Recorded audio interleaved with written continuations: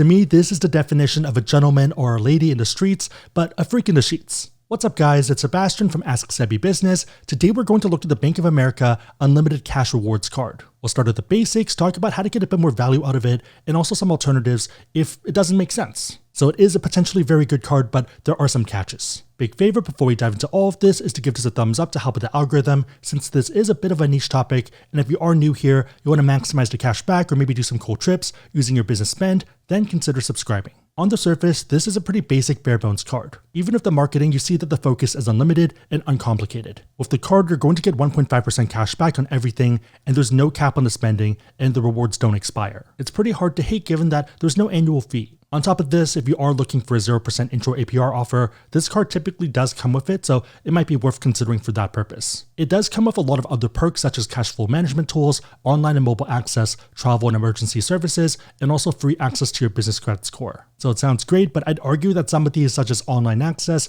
are table stakes for most cards and most business cards. For other ones like cash flow management, I'd argue that there might be better tools out there that are more suited, and that Bank of America's system is fine, but not great. So it's nice to have, but it's hard to assign value if you get this from other cards and if there's better versions. Main takeaway for this part is that it's fine and maybe even a bit bland. On the surface, it's a nice girlfriend or boyfriend, maybe even a bit boring. But there is something else going underneath, which sounds a bit dirty, but bear with me. Okay, level 2, how do we get more value out of this? Bank of America has a program called Preferred Rewards, and it can get pretty absurd. On the top end of this, you're going to get 75% more value, so 1.5% cash back, which doesn't sound that great, but once you factor in that 75% boost, you're getting 2.625%. So basically an unlimited 2.6% cash back with no cap. That sounds pretty absurd. Let's do a deeper dive into Preferred Rewards. There's going to be 3 levels: Gold, Platinum, as well as Platinum Honors. For Gold, you need between $20,000 and $49,000, Platinum is $50,000 and $99,000, and Platinum Honors is $100K or more. And this is going to be your 3-month combined average daily business balance. Sadly, there's not really any easy way to play with this because it is your daily balance. It's not an end of week or end of month balance. There are a lot of other benefits such as better rates for things like commercial loans and also payroll services. If you are someone that wants to use Bank of America for your backend, then I think it's worth looking into this. Maybe I'm alone in this, but I tend to be a best of breeds type of person, so I'd rather have software from multiple places, but each one being the best version of that software. So for example, I use Gusto for payroll, and I've been using it for the last 5 years because I think it's a great service. If you're someone that doesn't want to juggle multiple systems though, then Bank of America is rewarding you for being loyal. Back to Preferred Rewards, for us at least, the valuable line is going to be the one that's highlighted, and it's the fact that for Gold you get a 25% boost, Platinum you get a 50% boost, and Platinum Honors a 75% boost to your credit card rewards. If we break down the numbers, that means for Gold you're going to get 1.875%, for Platinum it's 2.25%, and Platinum Honors 2.625%. I think for most of us, we're probably interested in 50 to 75%. On the top end for this, if you're spending $25,000 per month on your business,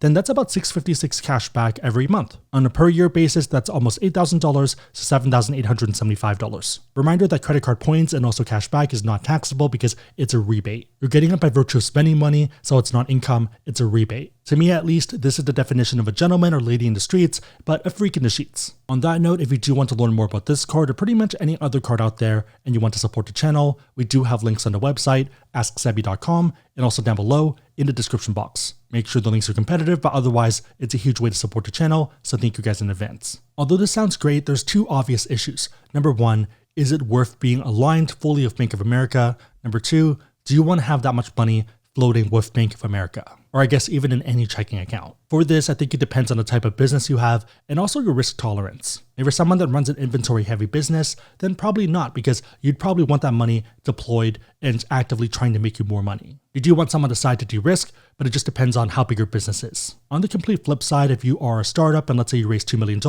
and that's 2 years of runway, the idea of the money is more so having time to build the product and test it in the market. I'd argue in that case, you wouldn't want to deploy it all out because you need that money. That's part of your business model. If you somehow spent all that money in the first month or second month, then you can't really go back to your investors and say, hey, we burnt 2 years of money in the first 2 months. In that case, even if you're not spending that much, you're still spending on payroll and on a lot of other things such as office space and maybe supplies. I think the easy way to look at it is if you are fine banking with Bank of America and you're fine keeping that level of money there, then great.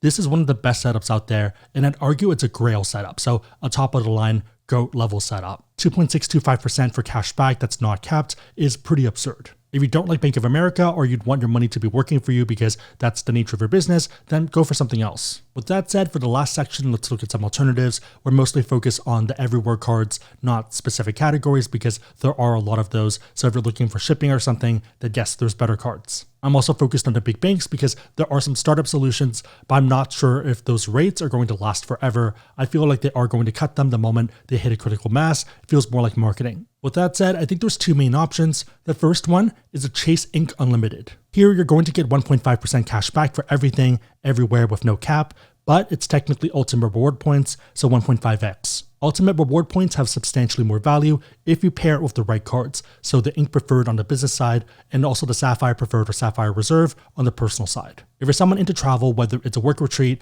or using the points personally, you can either book travel through the portal, so they have like an Expedia-like portal, or you can kind of do a bit more advanced things by transferring your points to partners and then using their reward charts. The latter is a lot more complicated, but that's how a lot of people end up flying first in business, and that's pretty much the main draw. With the Expedia style travel stuff, you're getting 25 to 50% more value depending on the cards you have, and then the transfer partner stuff, you can easily get 2 to 3 or 4 cents per point, so it is a lot more complicated, but it's crazy value. The other option is pay yourself back, which allows you to get elevated value, that 25 to 50% value, but for a lot of everyday categories. Also factor in that the Ink Unlimited is no annual fee, and I do feel like there's more upside and more optionality with the Chase system. The second option is the Capital One Spark Cash Plus. With this card, it's going to be 2% back everywhere, but there is a $150 annual fee. Interestingly, the cashback that you earn here is technically points or Capital One miles, so you can get more value with a card like the Venture X. Compared to Chase though, I would argue that Capital One has a lot less optionality, so just a lot less choices. You still have the 2% floor for cash back, which is fine,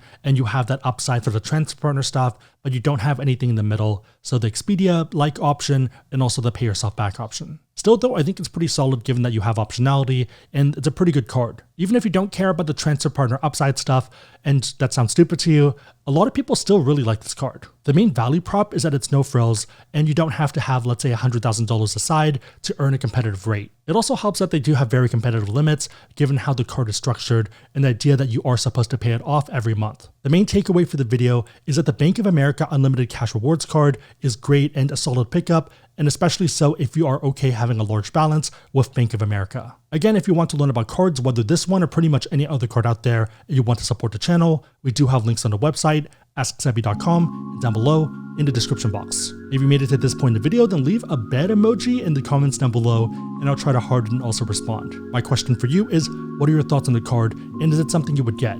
Or are you not a fan of the whole structure, and maybe you don't like Bank of America? Let me know and everyone else know in the comments down below. Big favor, give this a thumbs up, consider subscribing, but otherwise, hope you guys liked it. See you guys next time.